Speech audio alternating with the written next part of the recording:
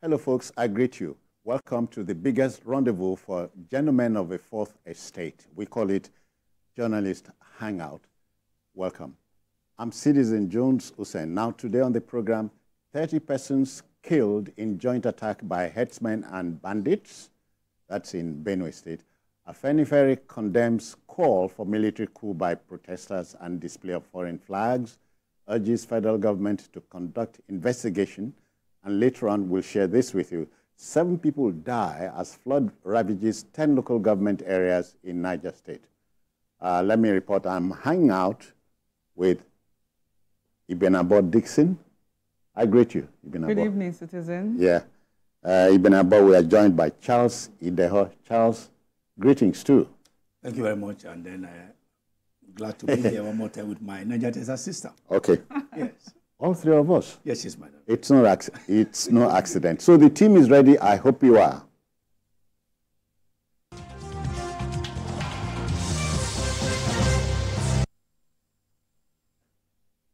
Okay, then let's go. You know, the absence of peace and calm in the Middle Belt region of our country is a cause of worry and deep concern.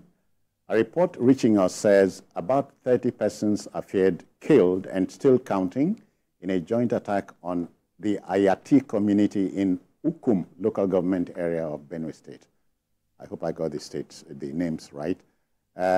This was an event recorded earlier on today. Now, the vicious attack was carried out by armed herdsmen in concert with local bandits. And now, with many more people declared missing, the death toll may rise. The State Police Command is privy to the development, but it requires help as we speak. Benue State, you recall, is the breadbasket of the nation. Charles.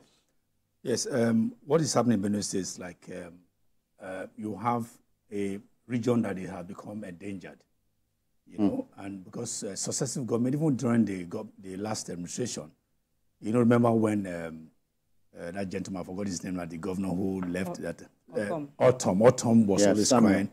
At the time, they called him Cry Baby because he said he felt so traumatized because of the death and everything improper that be visited upon his people.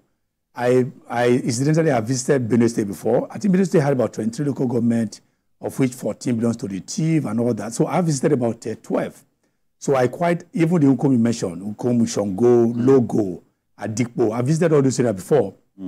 These are basically rural areas, and they are actually far flung from the city center, which is, of course, Makurdi. So it's something that should bother all of us because the sobriquet of what they call the slogan for Benue State is the food basket of the nation. And it's just not something you mouth. It is true because I visited them, I saw the abundance of agricultural resources in that place. It's something that can feed the whole nation if indeed, do something about the freedom, about the safety of the farmers over there. That's where you get to, you see Boko Yam that is almost as tall as I am. But today is almost like the Ganon pyramid of the days of yore, because people are afraid to go to the farm. People are afraid to even till their ground. So it is not just a state government thing. It is just not the war should be taken to these criminals by the state. Then the regional, they belong to this North Central. So I'm expecting that the federal government should actually do something about it so that we can nip it in the bud, and also to drive those criminals out of town, so that Benue State can indeed, get back to that peaceful nature it was enjoying when people like visited that place that time. I was happy to be there, ate their food, drank water, ate orange. If you saw oranges, you would know that. Indeed, we have minerals. Thoughtless of mangoes and all. Mangoes and all of that. Yes, exactly. Ibn Abod, this has been a long time coming, and so it begs the question: why did we allow it to get to this stage? I think at this moment we need to cure the cause, so as to take care of the effect. The cause must be cured, don't you think? Exactly. If you want to solve a problem, you have to get to know the root cause. Therein, you'll find the answers. And I want to also say that, you know, in this particular instance, local bandits were mentioned. Oh, yeah. And that is the problem. Because if they are wearing local bandits, it will not be easy for an outsider to understand the topography of wherever they are going to, you know. So otherwise we are talking about the enemy within. Yes. So when we talk about local bandits, we should be looking at the traditional rulers. Because, I mean, in every community, you have a traditional ruler and his cabinet, so to say. So what are they doing? Who is working with them? Don't they have community security? There are two sides to the I'm just looking at the government and the traditional. Yes, because see, if you are going to find out about, you know, what is the root cause of a problem in a place, you can't just go there and begin to pick whatever you see.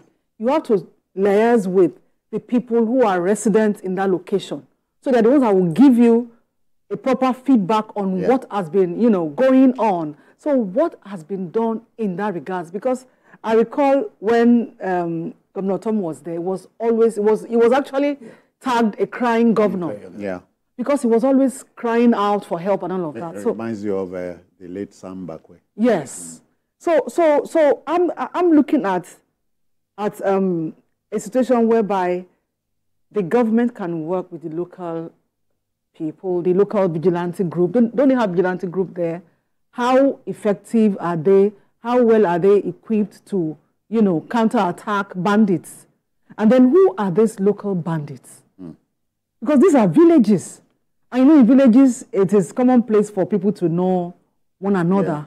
Yeah. So they need to fish out the local bandits and then look at ways to bring succor to these people, because it has been long overdue for them to have peace in this community. And the paradox here is the problem is here, the solution is also here. It's here. But you get the impression we are shying away from it. Well, the thing is that she mentioned something about the traditional rulers. As I said, that time I was an editor of a culture magazine that actually made me to go over there. So I visited. So they have village chiefs, the village head they call Te. Te is spelled T-E-R. So you have Te Ukum, Te Vandekia, Te Logo. That is the head of Logo, the head of Ukum, and who are all answerable to the Tortiv. The Tortiv, yes, exactly. So, but unfortunately, all this Te here and there, they are restricted to cultural matters only in most cases, except somebody I don't know if it has changed now. They are restricted to cultural matters, so they actually do not have that power, you know, to be looking for fishing out or talking about how to police their respective domains. That's one aspect of the way that is structured. Then, as for what John said about having the solution, the problem is there. Remember when Ukum was of the PDP, right? And then the central government was of the APC. I said, with the people, this was, I mean, we are a country full of conspiracy theorists. On the one hand, you have the Fulani herdsmen being accused. Oh, they said the president was of Fulani descent. And this man too wanted to send his people out of it because they are pastoralists, they have nowhere to go to. Which was why he said, remember Brother said that time that he should accommodate them. Yes. So the man said, okay, you want me to accommodate those who are visiting me with debt and all that. So you saw a problem, a disconnect between a local government, or what I'm saying, state government, that is disconnected from the central of another party. Another party is ruling the state. So if we see Nigeria as a common constituency, where party divide will not play any role, where whoever you are will not play. So let us all see that what is happening in Benue State, it should be a Nigerian problem. It should not be an APC problem. It should not be a PDP problem. Charles, I'm reminded in this connection, even of the statement credited to the late American President, Ronald Reagan. He said, we should not seek the Republican nor the Democratic answer, but the American. The American answer, exactly. So bring yes, that here. Exactly. Yes. We don't need. We don't need an APC answer. APC, PDP, we don't need Labour those things. or APGA. It's a Nigerian thing. It's unfortunate that we tend to problem. we politicize Yes. everything, and it is bad. Because this is why this issue or issues surrounding banditry has lingered on for so long. Because we tend to play a lot of politics around it. Meanwhile, when it is time to, canvass for votes, we go to everybody. Well, you folks, I'm sure, are familiar with the statement. I said it here yesterday. The late Chairman Mao Zedong of China said, in war, you are killed once. In politics, you are killed many times. Yes, I agree. So politicians, they have the answer to what we're saying. But they have answer to what they say, but they do not the provide the answer because the answers will not serve them well. If they, for instance, as you said, some politicians, all of them, they deliberately create division for their own selfish aims or gains or ends. In some areas, they were sure that the unity that's supposed to bring about development doesn't come because if, for instance, I'm just using ourselves, naturally, if Yoruba, Igbo, Hausa, Edo, Ibibi, all of them will combine together to demand good governance, for instance, it do not pay the politician who wants to steal from the till. But if you are divided, as you are accusing one politician of the head there, if it's of Yoruba stock, you say, why? When your brother was the one who did it. Have you bothered to ask that politician who wants to take as much? Yes.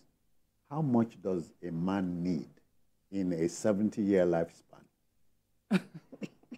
But do they think how much a man needs plus greed put together? That's why they continue to steal. They never stop stealing. The white man calls it primitive acquisition. Exactly, as a primitive. That's right. Because if you were not primitive, you would know that you don't need so much.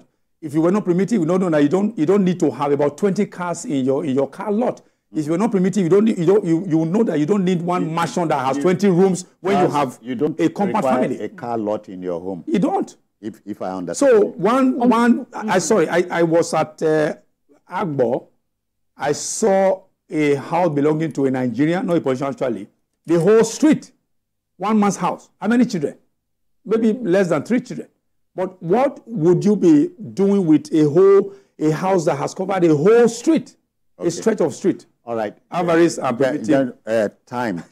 but let's drop it here and let the debate continue from your part of town.